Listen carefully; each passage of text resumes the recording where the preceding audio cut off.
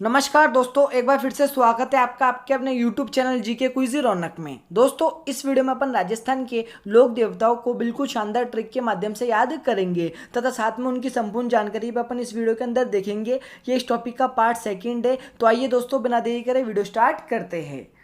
दोस्तों, सबसे पहले अपन इस वीडियो के अंदर मैं आपको सबसे पहले ये बता देता हूँ, अपन ने पंच पीरों को याद कर रहे थे, जिसमें से अपन ने दो पंच पीरों को अपन ने याद कर लिया था, हड़बू जी और रामदेव जी को। इस वीडियो के अपन राजस्थान के तीन पंच पीरों को याद करेंगे। इसके बाद जो नेक्स्ट पार्ट आएगा उसके अंदर राजस्थान के अपन अन्य लोक देवताओं को याद कर लेंगे, क्योंकि सबसे ज्यादा क्वेश्चन पंच पीरों के अंदर से पूछे जाते हैं। इसलिए मैं सबसे पहले आपको पंच पीर ट्रिक के माध्यम से याद करवा रहा हूँ। नेक्स्ट पंच पीर है अपने कौन सा, मेहाजी मांग लिया। इनको याद करने की ट्रिक मैंने बनाई है। कृष्ण जन्माष्टमी पर मांग पपड़ी, कृष्ण जन्माष्टमी पर मांग पपड़ी जोधपुर वंश के रथ पर चढ़कर। बिल्कुल इजी ट्रिक है। अगर आपने ये वाली ट्रिक याद कर ली तो मेहाजी मांगलिया से संबंधित जो भी महत्वपूर्ण तथ्य है वो इस ट्रिक के अंदर आ जाएंगे। तो क्या है अपनी ट्रिक, कृष्ण जन्माष्टमी पर मांग पपड़ी जोधपुर वंश के रथ पर चढ़कर। कृष्ण जन्माष्टमी पर मांग पपड़ी जोधपुर वंश के रथ पर चढ़कर। तो आइए अपन देखते हैं इनसे कौन कौन से निकलते हैं। देखो, मेहाजी मांगलिया जी का जन्म हुआ था बापड़ी, जिसको बापड़ी भी कहते हैं। तो बापड़ी गांव कहां पर हुआ था, जोधपुर में हुआ था 15वीं शताब्दी में। ठीक है, ये राव चूड़ा के समकालीन थे तथा इन्होंने राव चूड़ा को कटार भेंट की थी। और इससे पहले वाली वीडियो मैंने आपको बताया कि हड़बू जी किसके समकालीन थे, राव जोधा के समकालीन थे। और उन्होंने मंडोर को मुक्त कराने के लिए राव जोधा को क्या दी थी, कटार भेंट दी थी। तो यार भी क्वेश्चन पूछा जा सकता है कि है ना, राव चुंडा को तलवार किसने भेंट की थी। तो राव चुंडा को तलवार भेंट किसने की थी, राव चुंडा को तलवार भेंट किसने की थी, मेहाजी मांगलिया ने करी थी। उनको उन्होंने कटार भेंट की थी, इन्होंने इनको तलवार भेंट की थी। इनका मंदिर का है मेहाजी मांगलिया का, बापड़ी गांव जोधपुर के अंदर इनका मंदिर है। ये मांगलिकों के क्या होते हैं, मांगलियों के इष्ट देव कहलाते हैं। इनके घोड़ा कौन सा था, इनके घोड़े का नाम था कीरथ काबड़ा। क्या नाम था, कीरथ काबड़ा। मोस्ट इंपोर्टेंट है मेहाजी मांगलिया का घोड़ा कीरथ काबड़ा। ठीक है, मेहाजी मांगलिया से इससे महत्वपूर्ण पॉइंट ये निकलता है कि इनके भोपों से संबंधित महत्वपूर्ण तथ्य ये है कि इनकी पूजा करने वाले भोपों की वंशवृद्धि कभी नहीं होती है। मतलब कि जो इनकी पूजा करते हैं उनके भोपों की वंशवृद्धि कभी नहीं होती, वो कभी भी शादी नहीं करते, अर्थात वो पुत्र गोद लेते हैं। तो मतलब कि इनके भोपों की, ऐसा कौन सा लोक देवता है जिनके भोपों की पूजा करने वाले भोपों की वंशवृद्धि कभी भी नहीं होती, तो मेहाजी मांगलिया के भोपों की वंशवृद्धि कभी भी नहीं होती। इनका पालन पोषण है ना नलिहान मांगलिया गोत्र में होने के कारण। मतलब कि जो मेहाजी मांगलिया है ना, इनका जो पालन पोषण है ना, इनके ननिहाल में हुआ था मांगलिया गोत्र में होने के कारण। मांगलिया वंश के जो भोपे होते हैं ना, वो पुत्र क्या लेते हैं, पुत्र को गोद लेकर वंश बढ़ाते हैं। किसको, पुत्र को गोद में लेकर वंश बढ़ाते हैं। मेहाजी मांगलिया का जो मेला भरता है वो बापणी गांव जोधपुर के अंदर ही भरता है। कृष्ण जन्माष्टमी के दिन इनका मेला भरता है। तो ऐसा क्वेश्चन पूछा गया है कि राजस्थान के ऐसे कौन से लोक देवता है जिनका मेला कृष्ण जन्माष्टमी को भरता है, तो मेहाजी मांगलिया का भरता है। भाद्रपद कृष्ण अष्टमी को भरता है। कब, भाद्रपद कृष्ण अष्टमी को भरता है। अपन अपने ट्रिक से देख लेते, अपन को यार सारी की सारी बातें याद हुई ही नहीं हुई। तो अपनी ट्रिक थी कृष्ण जन्माष्टमी पर मांग पपड़ी जोधपुर वंश के रथ पर चढ़कर। ठीक है, कृष्ण जन्माष्टमी से आपको ये ध्यान रखना, मेहाजी मांगलिया का जो मेला भरता है वो कृष्ण जन्माष्टमी के दिन भरता है, अर्थात भाद्रपद कृष्ण अष्टमी को भरता है। मांग से आपको क्या ध्यान रहेगा, मेहाजी मांगलिया है ना, मांगलिया, तो मेहाजी मांगलिया आपको ध्यान देंगे। हर एक ट्रिक के अंदर आपको ऐसा शब्द मिलेगा जिससे आपको वो ध्यान देगा कि ये ट्रिक आपने किस लोक देवता के अंदर याद की थी। मांग से तो आपको ध्यान रखना मेहाजी मांगलिया। पपड़ी से आपको ध्यान रखना बापड़ी, पपड़ी से बापड़ी और जोधपुर, बापड़ी जोधपुर में इनका मेला बढ़ता है और उनका जन्म भी यहीं पर ही हुआ था। ठीक है, वंश, तो वंश से आपको ध्यान रखना मेहाजी मांगलिया के जो वंश वाले होते हैं, मतलब कि भोपों के वंश की वृद्धि कभी भी नहीं होती है। रथ से आपको ध्यान रखना कीरथ काबरा, इनके जो घोड़े का नाम है ना कीरथ काबड़ा। तो रथ से आपको निकालना है कीरथ काबड़ा, रथ से क्या निकालना है आपको, कीरथ काबड़ा निकालना है। ठीक है, चढ़ से आपको ध्यान रखना राव चुंडा, चढ़ से आपको क्या ध्यान रखना, राव चुंडा। तो राव चुंडा के ये थे समकालीन थे और राव चुंडा को उन्होंने तलवार भेंट की थी, आपको ध्यान रखना। तो आपको अगर यार ये लाइन याद होगी तो आपको मेहाजी मांगलिया से संबंधित सारी की सारी बातें याद हो जाएगी। कृष्ण जन्माष्टमी पर मांग पपड़ी जोधपुर वंश के रथ पर चढ़कर। नेक्स्ट लोक देवता है अपने पाबूजी। कौन है, पाबूजी। पाबूजी की ट्रिक बहुत ईजी है और पाबूजी की ट्रिक के बारे में मैं आपको बता दूं, आपको हर एक चीज इस ट्रिक के अंदर मिल जाएगी, आप कभी भी कंफ्यूज नहीं होगे, क्योंकि पाबूजी, तेजाजी और गोगाजी इनसे रिलेटेड जो क्वेश्चन आते हैं उनके अंदर कंफ्यूजन होता है। तो आपको इनमें कंफ्यूजन नहीं होगा, आप ट्रिक से इनको ध्यान रखना। अब बाबू जी की ट्रिक है ना, बाबू, बाबू को अपन ने क्या बनाया, बाबू को बनाया अपन ने बाबू। बाबू होता है ना बाबू, तो बाबू को फूल वे प्यार दे, मतलब कि बाबू को फूल वे प्यार देकर कल भला आशिक, आशिक क्या देता है, बाबू को फूल और प्यार ही तो देता है। तो बाबू को फूल वे प्यार देकर भला आशिक उसको फेरे के लिए उठा लिया और बाईं ओर से उसके बाप के हाथों से निकला। मतलब कि एक आया था, एक मतलब कि एक बॉयफ्रेंड था, वो अपनी गर्लफ्रेंड जिसको वो बाबू बाबू कहता था, उसको वो फूल और प्यार देने आया था। ठीक है, और उसको फेरे के लिए, शादी के फेरे के लिए बुलाने आया था। ठीक है, तो उसको उसने उठा लिया, शादी शादी के फेरों के लिए, मतलब लेकिन उसको क्या हुआ, उसका बाप दिख गया रास्ते के अंदर, तो बाप दिख गया सामने खड़ा, तो उसने क्या वो बाईं ओर से अपनी गाड़ी घुमाई और निकल गया उसको लेकर। तो यही अपनी ट्रिक है, बाबू को फूल पे प्यार देकर कल भला आशिक उसको फेरे के लिए उठाकर बाईं ओर से उसके बाप के हाथों से निकला। अगर आपने ये सारी बातें याद रख ली तो आपको बाबूजी के अंदर से मैक्सिमम पॉइंट आपको याद हो जाएंगे। तो आइए अपन देखते हैं, सबसे पहले इनके बारे में जान लेते हैं, फिर अपन इस ट्रिक में से निकालेंगे कौन सी बातें निकलती है। बाबूजी का जन्म जन्म हुआ था 1239 ईस्वी में कोलूमंड फरोदी जोधपुर के अंदर इनका जन्म हुआ था। इनके पिता का नाम था धांधलजी राठौड़, कौन से राठौड़, धांधलजी राठौड़, और इनकी माता का नाम था कमला जी, ठीक है। इनकी पत्नी का नाम था सुप्यार दे, जिनको फूलम दे के नाम से भी जाना जाता है। इनकी पत्नी का नाम था सुप्यार दे, जिनको फूलम दे के नाम से भी जाना जाता है। इनके अंदर मोस्ट इंपोर्टेंट बात याद ध्यान ये रखना, ये अमरकोट के राजा सूरजमल सोडा की पुत्री थी। तो मतलब कि ये क्वेश्चन पूछा गया एग्जाम के अंदर, बाबूजी की पत्नी किसकी पुत्री थी, तो अमरकोट के राजा सूरजमल सोडा की पुत्री थी सुप्यार दे या फिर फूलम दे, ठीक है। बाबूजी की समाधि कहाँ है, बाबूजी की समाधि है देचू गांव जोधपुर के अंदर, देचू गांव जोधपुर के अंदर इनकी समाधि है। इनकी घोड़ी का नाम क्या था, इनकी घोड़ी का नाम था केसर कालमी, जिसका रंग था काला। तो बाबूजी की घोड़ी का नाम क्या है, केसर कालमी, और उनका रंग था काला। किसी भी सबकी लोक देवताओं की पत्नियों का नाम, उनकी घोड़ा और घोड़ी का नाम, मतलब कि उनके जो वाहन थे उनका सबका नाम मैं एक पर्सनल वीडियो बनाऊंगा अलग से, आपको चुटकियों में याद हो जाएंगे। मतलब कि इनकी पत्नियां और उनकी घोड़ी का नाम याद करने की जरूरत नहीं है, मैं आपको जिस ट्रिक से बताऊंगा आप कभी नहीं बोलोगे, एग्जाम के अंदर क्वेश्चन कभी भी गलत नहीं होगा। अभी तो आप नॉर्मल ऐसा ध्यान रख लो, फिर मैं अलग से वीडियो बनाऊंगा 4-5 मिनट की, उसके अंदर से आपको ध्यान हो जाएगा। घोड़ी, बाबूजी की घोड़ी का नाम क्या था, केसर कालमी, जिसका रंग था काला, ठीक है। ये जो घोड़ी थी ना बाबूजी को, ये देवल चांदनी ने क्या की थी, गिफ्ट करी थी गोरक्षा की छत पर। तो देवल चांदनी ने बाबूजी को बोला अगर आप मेरी गायों की रक्षा करोगे तो मैं आपको ये वाली घोड़ी गिफ्ट दूंगा। तो उन्होंने ये वाली घोड़ी किसको करी, बाबूजी को गिफ्ट करी थी। बाबूजी के जो है ना प्रतीक चिन्ह होता है ना, ये भाला लिए हुए अश्वरोही होता है, हाथ में भाला लिए हुए अश्वरोही। मोस्ट इंपोर्टेंट ध्यान रखना, ये आप ट्रिक के अंदर आपको चीज मिल जाएगी, क्योंकि जो तेजाजी है ना वो हाथ में तलवार लिए हुए अश्वरोही है। तो एग्जाम के अंदर पूछा जाता है कि हाथ में भाला लिए हुए अश्वरोही किस लोक देवता का प्रतीक चिन्ह है, तो वो बाबूजी का। तो आपको कंफ्यूज नहीं होना, और हाथ में तलवार लिए हुए किस लोक देवता का प्रतीक चिन्ह है, तो वो तेजाजी का है। तो ये आपको ध्यान में रखना है, तो मैं आपको ट्रिक से बता दूंगा, कभी दिक्कत नहीं आएगी। प्रतीक चिन्ह हाथ में भाला लिए हुए अश्वरोही। बाबूजी की जो पाग होती है ना, पगड़ी जिसको साफा भी कहते हैं, ये बाईं ओर झुकी होती है। कहाँ पर, बाईं ओर झुकी होती है। एग्जाम के अंदर क्वेश्चन पूछा गया है कि बाबूजी की पाग या फिर पगड़ी किस ओर झुकी हुई होती है, बाईं ओर झुकी हुई होती है। मारवाड़ में सर्वप्रथम ऊंट व सांडे लाने का श्रेय किसको जाता है, बाबूजी को ही जाता है। ये कहाँ से लेकर आए थे ऊंट व सांडे, ये सिंधु से लाए थे। कहाँ से, सिंधु से लाए थे। तो मारवाड़ में सर्वप्रथम ऊंट व सांडे लाने का श्रेय बाबूजी को ही जाता है, ये सिंधु से इसको लेकर आए थे। बाबूजी कौन थे, राठौड़ वंशीय थे। इनके पिता का नाम भी तो धांधलजी राठौड़ है ना, तो इनके ये किसके थे, ये राठौड़ वंशीय थे। बाबूजी के उपनाम मोस्ट इंपोर्टेंट है, बाबूजी के उपनाम एग्जाम के अंदर क्वेश्चन पूछा जा सकता है कि ऊँटों वाले देवता किन्हें कहा था, तो बाबूजी को कहा जाता है। ऊँटों वाली देवी किसको कहा जाता है, ये आप मेरे को कमेंट के अंदर बताओगे। ऊँटों वाले देवता किसको कहते हैं, बाबूजी, और ऊँटों वाली देवी किन्हें कहा जाता है, ये आप मेरे को कमेंट के अंदर बताओगे। एक तो ऊँटों वाले देवता इनको कहा जाता है, गोरक्षक देवता कहा जाता है, एक प्लेग रक्षक देवता, लक्ष्मण का अवतार, हाड़ फाड़ के देवता, शरणागत के रक्षक, अछूतोद्धारक देवता व रायका रेबाली की आराध्य देवी। आपको इनके बाबूजी के अंदर ध्यान रखना है। देखो शरणागत के रक्षक में ये आपको बता दूंगा मैं, लक्ष्मण वाले बता दूंगा, गोरक्षक देवता मैं आपको अलग से बता दूंगा, ऊँटों के देवता मैं आपको बता दूंगा, और ठीक है रायका रेबाली के आराध्य देव मैं आपको बता दूंगा कि कैसे ध्यान रखना है। प्लेग रक्षक देवता, हाड़ फाड़ के देवता और अछूतोद्धारक देवता, ये आपको ध्यान रखने वाली बातें, बाकी सब मैं आपको याद करवा दूंगा। बाबूजी की एक बहन थी जिनका नाम था सोहन बाई। इनका जो विवाह हुआ था ना, बाबूजी की बहन सोहन बाई का जो विवाह हुआ था वो हुआ था जायल नागौर के जो शासक था ना जिंदराव खींची, इसके साथ इनका क्या हुआ था, विवाह हुआ था। बाबूजी की बहन सोहन बाई का इनके साथ विवाह हुआ था जायल नागौर के यहाँ पर।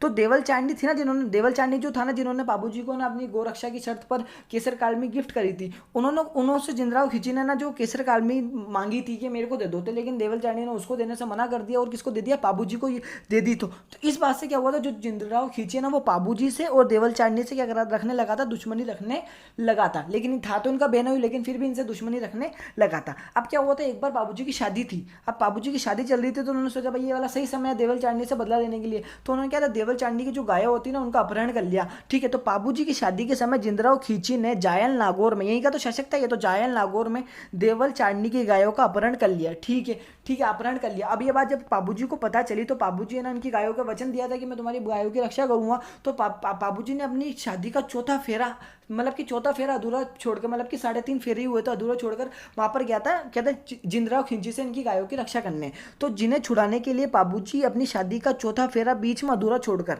देवल चांदनी की गायों को अपने बहनों जिंदराव खिंची से छुड़ाने गए। कहाँ पर गए? जायल नागौर के अंदर गए थे, वहां पर इनका युद्ध हुआ था। ठीक है, तो जहां पर लेकिन इनका क्या हुआ था, युद्ध लड़ते लड़ते कहाँ पे आ गया था, देचुगांव जोधपुर में वीरगति को प्राप्त हो गए। मतलब कि इन दोनों क्षेत्रों के बीच में युद्ध लड़ रहा था, जायल नागौर में वो गए थे तो वहां से छुड़ाने गए, लेकिन वहां से वो जिंदराव खिंची निकला बाबूजी की तरफ, वो यहाँ से बाबूजी निकले। ठीक है, तो दोनों के बीच कहाँ पर युद्ध हुआ, देचुगांव जोधपुर में इनका युद्ध हुआ। वहीं पर क्या हुआ, बाबूजी वीरगति को प्राप्त हो गए। यहीं पे बाबूजी की समाधि बनी हुई है। बाबूजी की जो देखो, बाबूजी ने क्या होता चौथा फेरा बीच में छोड़ दिया था।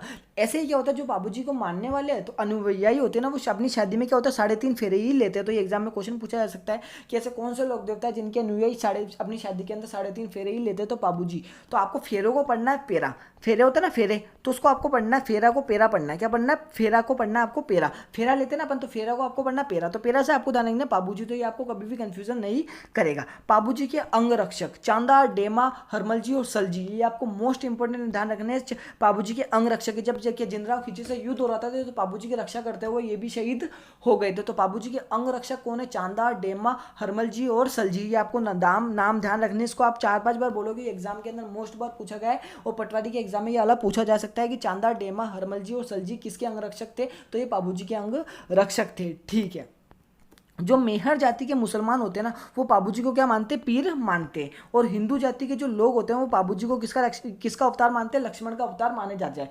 ठीक है, किसका अवतार मानते हैं? लक्ष्मण का अवतार मानते हैं। ठीक है, बाबूजी की जो जीवनी होती है ना, वो किसने लिखी? आशिया मोर्जी द्वारा बाबू प्रकाश ग्रंथ में लिखी थी। तो ये एग्जाम के अंदर पूछा जा सकता है क्वेश्चन की बाबूजी की जीवनी आशिया मोर्जी द्वारा लिखी गई है, वो किस ग्रंथ के अंदर लिखी हुई है? बाबू प्रकाश ग्रंथ के अंदर लिखी हुई है। मेहा बिट्ठू जी ने बाबूजीरा छंद और लगराज जी ने बाबूजीरा दोहा नामक ग्रंथों की रचना की है। ठीक है, तो आशिया मोर जी ने बाबू प्रकाश ग्रंथ की रचना की, मेहा बिट्ठू जी ने बाबूरा छंद की रचना की और लेखराज जी ने बाबूरा दोहा ग्रंथों की रचना की। तो आपको ये तीनों ग्रंथ याद रखने हैं। इनमें सबसे ज़्यादा मोस्ट इंपॉर्टेंट है आशिया मोर जी ने किसकी रचना की थी? बाबू प्रकाश ग्रंथ की रचना की थी। बाबूजी की जो फड़ है ना, वो सबसे लोकप्रिय फड़ मानी जाती है और सभी लोक देवताओं में सबसे छोटी फड़ किसकी मानी जाती है? बाबूजी की फड़ मानी जाती है। तो ये आपको मोस्ट इंपॉर्टेंट बात ध्यान रखनी कि सबसे लोकप्रिय फड़ और सबसे छोटी फड़ किसकी? बाबूजी की सबसे लोकप्रिय और सबसे छोटी फड़ मानी जाती है। इनकी फड़ का वाचन रावण हत्या वाद्यंत्र से ऊँट के बीमार होने पर तथा इनका भील जाति का भोपा करता है। तो मतलब कि बाबूजी की फड़ का वाचन किसके द्वारा किया जाता है? तो रावण हत्या वाद्यंत्र के साथ किया जाता है तथा ऊँट के बीमार होने पर भील जाति के भोपे किसका? रावण हत्या वाद्यंत्र से बाबूजी की फड़ का वाचन करते ही आपको ध्यान रखना है। तो बाबूजी की फड़ का वाचन किस वाद्यंत्र से करते हैं? भील जाति के भोपे रावण हत्या वाद्यंत्र से करते ही आपको ध्यान रखना है कि रावण हत्या वाद्यंत्र से। ठीक है, रावण हत्या वाद्यंत्र से एक तो रामदेव जी की फड़, बाबूजी की फड़ और एक और मैं आपको बता रहा हूँ डूंगर जी जवाहर जी की फड़ का वाचन होता है। मोस्ट इंपोर्टेंट मैं आपको तीनों बता रहा हूँ, तीनों आपको ध्यान रखना। रामदेव जी का फड़ का वाचन भी किससे? रावण हत्या वाद्यंत्र से होता है। और क्या कहते हैं, बाबूजी की फड़ का वाचन भी क्या रावण हत्या वाद्यंत्र से होता है। और डूंगर जी जवाहर जी की फड़ का वाचन भी किससे? रावण हत्या वाद्यंत्र से होता है। ये आपको ध्यान रखना है। ऊँट की पालन जाति कौन सी होती है? रायका रेबारी। ये जो ऊँट की पालन जाति है ये माठ वाद्यंत्र से बाबूजी की गाथा गीत गाते हैं, जिसको क्या कहते हैं? पवाड़े कहते हैं। मतलब कि गाथा गीत को कहते हैं बाबूजी के पवाड़े कहते हैं। क्या कहते हैं? पवाड़े कहते हैं। तो ऊँट की पालन जाति रायका रेबारी माठ वाद्यंत्र से बाबूजी की गाथा गाती है। जब मैंने आपको वाद्यंत्र का याद करवाया ना राजस्थान के 4 पार्ट के अंदर और एक 5वां पार्ट बनाया था, मतलब कि वाद्यंत्रों के जादूगर, तो 5 पार्टों के अंदर मैं आपको ये सारी की सारी बातें याद करवा चुका हूँ और सब कुछ मैं आपको ट्रिक से बता चुका हूँ। अगर जिसने वाली वीडियो नहीं देखी देख लेना, आपको वाद्यंत्र वाले प्लेलिस्ट के अंदर मिल जाएगा। तो ऊँट की पालन जाति रायका रेबारी माठ वाद्यंत्र से बाबूजी की गाथा गाती है। ठीक है, बाबूजी का मेला चैत्र अमावस्या को बढ़ता है। किसी भी लोक देवता का जन्म जिस तिथि को होता है उनका मेला भी उसी तिथि को बढ़ता है। आपको ध्यान रखना। और उनके कौन कौन से लोक देवताओं के मेले कब बढ़ते हैं अपन इसका भी एक पर्सनल वीडियो बना देंगे। बाबूजी का मेला बढ़ता है चैत्र अमावस्या को बढ़ता है। बाबूजी ने थोरी जाति के 7 भाइयों को शरण देकर गुजरात के शासक आना बघेला से उनकी रक्षा की थी। अब अपने अपना शरणागत के रक्षक देवता किसको कहते हैं? बाबूजी को कहते हैं। तो मतलब कि इन्होंने इनको ये बात क्यों कही जाती है? क्योंकि इन्होंने बाबूजी ने थोरी जाति के 7 भाइयों को शरण देकर गुजरात के शासक आना बघेला से उनकी रक्षा की थी, इसलिए उनको कहते हैं शरणागत के रक्षक देवता कहा जाता है। जो थोरी जाति के लोग होते हैं ना, वो सारंगी वाद्यंत्र से बाबूजी का यश गाते हैं। ठीक है, बाबूजी के मंदिरों में थाली नृत्य किया जाता है। मोस्ट इंपोर्टेंट बात है, किस लोक देवता के मंदिर के अंदर थाली नृत्य किया जाता है, तो पाबू जी के मंदिर के अंदर क्या थाली नृत्य किया जाता है। हड़मल रायका है ना, ये पाबू जी के ऊँटों की रक्षा करता था, मतलब कि जो हड़मल रायका ये पाबू जी के ऊँटों की रक्षा करता है।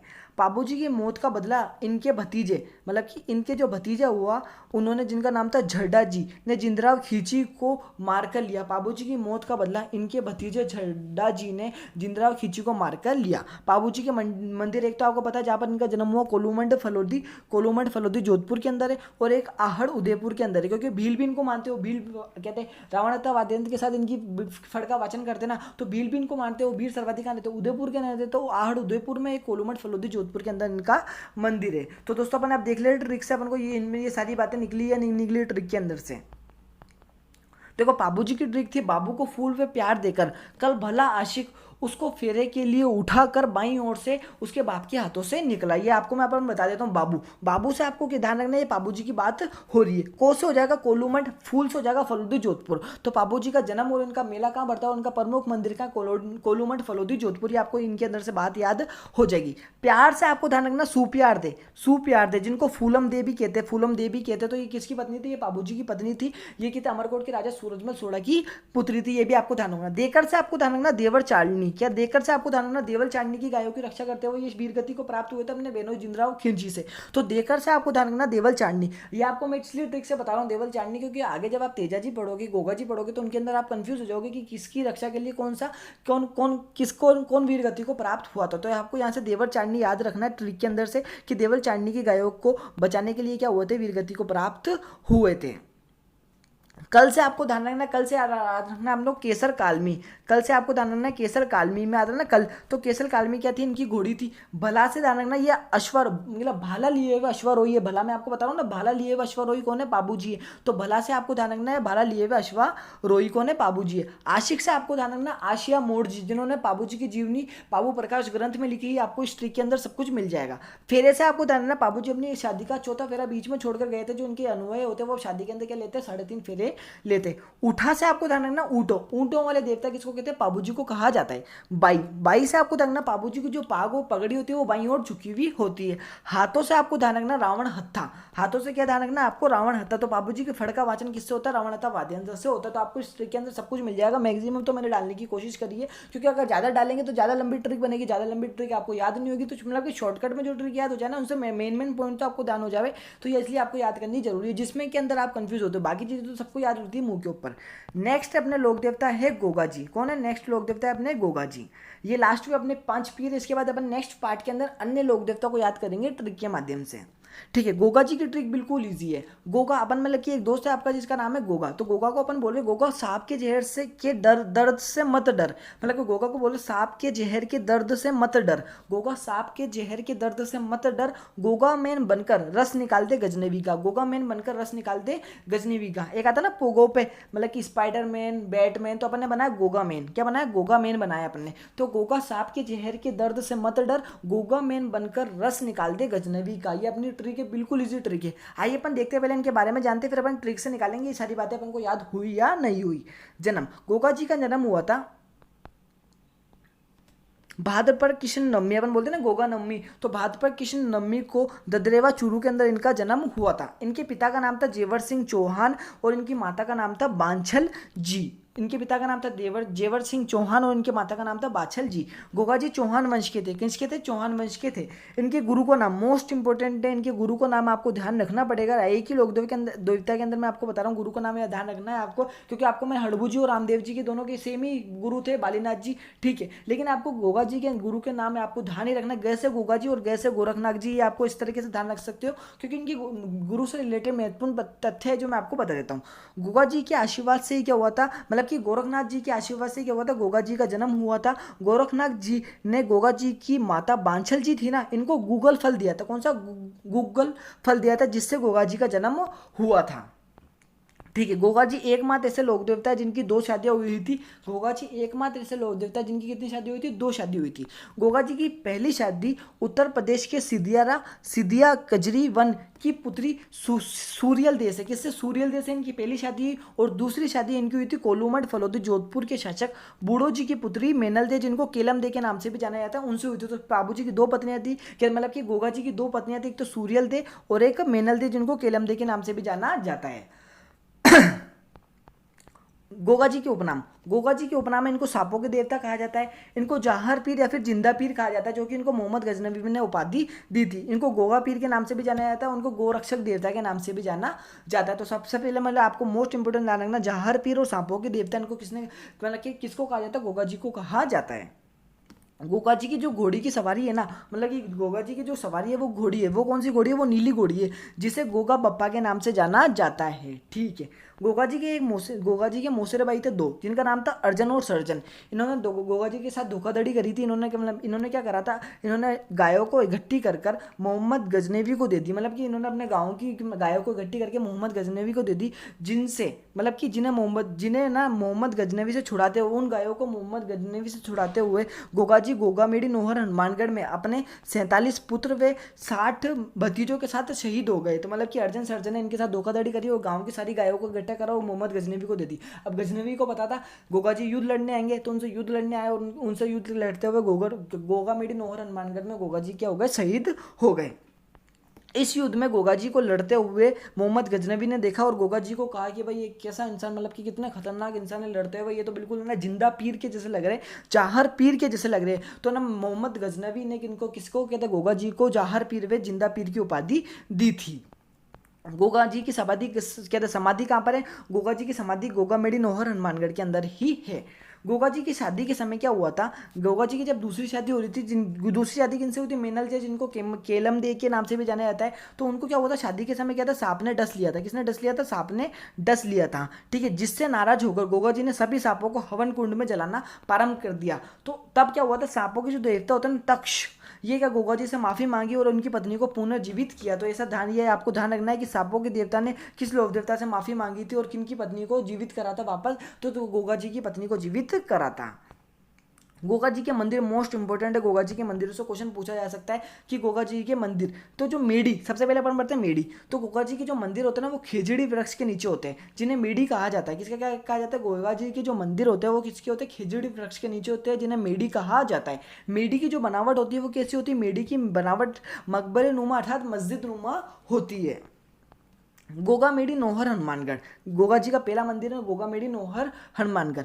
इस मंदिर का प्रारंभिक निर्माण फिरोज शाह तुगलक ने कायम खानी सैनिकों के कहने पर मकबरे नुमा करवाया था। तो गोगामेडी नोहर हनुमानगढ़ में जो गोगा जी का मंदिर है, इसका निर्माण का प्रारंभिक निर्माण किसने करा? फिरोज शाह तुगलक ने करवाया। और आधुनिक निर्माण किसने करा? बीकानेर के शासक गंगा सिंह ने द्वारा करवाया गया था। मतलब कि जब ना गोगा जी है ना महमूद गजनवी से युद्ध लड़ रहे थे, तो मतलब उस समय जब इनका सर जहाँ पे गिरा था और धड़ जहाँ पे गिरा था, वहाँ पे 2 मंदिर बन गए।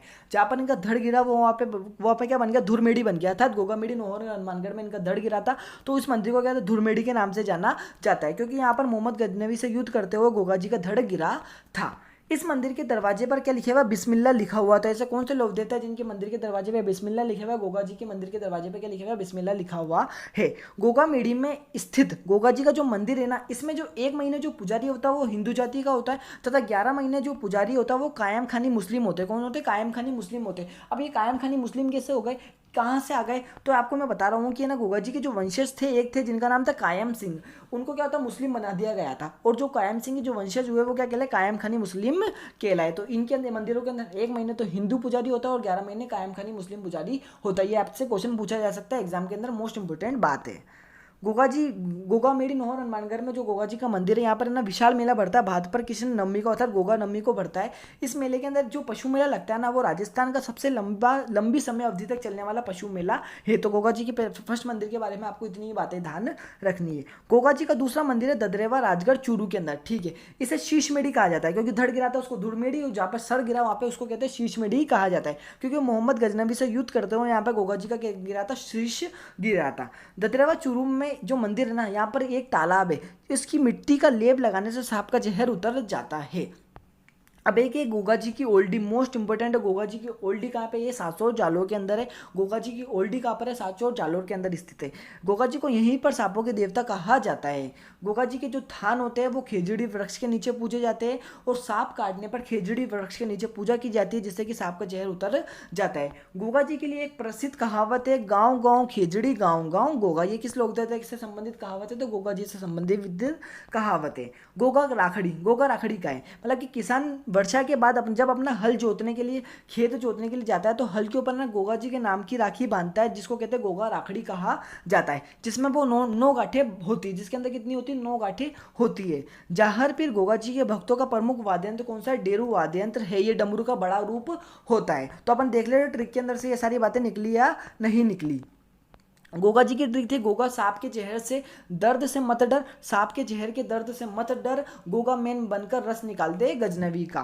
तो देखो गोगा से आपको ध्यान रखना, गोगा जी की बात हो रही है। सांप से हो जाएगा, सांपों वाले इनको देवता कहा जाता है। जहर से हो जाएगा, मतलब कि इनको जहार पीर या फिर जिंदा पीर की उपाधि किसने दी थी? महमूद गजनवी ने दी थी। दर्द से हो जाएगा, ददरेवा चूरू के अंदर इनका जन्म हुआ था, कहते हैं भाद्रपद कृष्ण नवमी को इनका जन्म हुआ था। डर से आपको ध्यान रखना, डेरू, इनका प्रमुख वाद्य यंत्र कौन सा? डेरू है। गोगा मेन, गोगा मेन, तो गोगा से हो जाएगा गोगा मेडी नोहर हनुमानगढ़ के अंदर इनका एक मंदिर है, एक ददरेवा चूरू के अंदर इनका एक मंदिर है। मेन से हो जाएगा मेनल जे, जिनको फूलम केलम दे के नाम से भी जाना जाता है, जो उनकी क्या थी? पत्नी थी। रस से हो जाएगा रसाल, रस से हो जाएगा रसालवा, मतलब कि रसालवा इनका एक ग्रंथ है, जो मैंने इसके अंदर शायद डाला नहीं है, इसके अंदर मैं डालना ना भूल गया। रसाल दे एक ग्रंथ है, जो कि कहते हैं किससे? गोगा जी से संबंधित है। एक रसाल दे ग्रंथ है, जो कि किसने लिखा था? मेह ने लिखा था, कवि मेह ने लिखा था। किसने लिखा था? कवि मेह ने लिखा था। तो आप इसको कॉपी के अंदर लिख लेना, मैं आपको बता देता हूँ। रसाल दे नामक ये ग्रंथ है, जो कि गोगा जी से संबंधित है, जिसको कवि मेह ने लिखा था, जिसके अंदर गोगा जी ने उसने बताया था कि गोगा जी है ना मुस्लिम जाति से क्या करते हैं? युद्ध लड़ते हैं। ये आपके उसके अंदर ग्रंथ के अंदर बताया गया है। ठीक है, रसाल, रस से हो जाएगा रसाल दे। गजनेवी से हो जाएगा मोहम्मद गजनवी से इनका युद्ध हुआ था, जिन्होंने इनको जहार पीर और जिंदा पीर की उपाधि दी थी। तो दोस्तों वीडियो अच्छी लगी तो वीडियो को लाइक करना, कमेंट करना, शेयर करना, तथा इसी तरह की वीडियोस का नोटिफिकेशन सबसे पहले पाने के लिए हमारे चैनल को सब्सक्राइब करें तथा बेल आइकन को प्रेस करें। धन्यवाद दोस्तों, जय हिंद दोस्तों।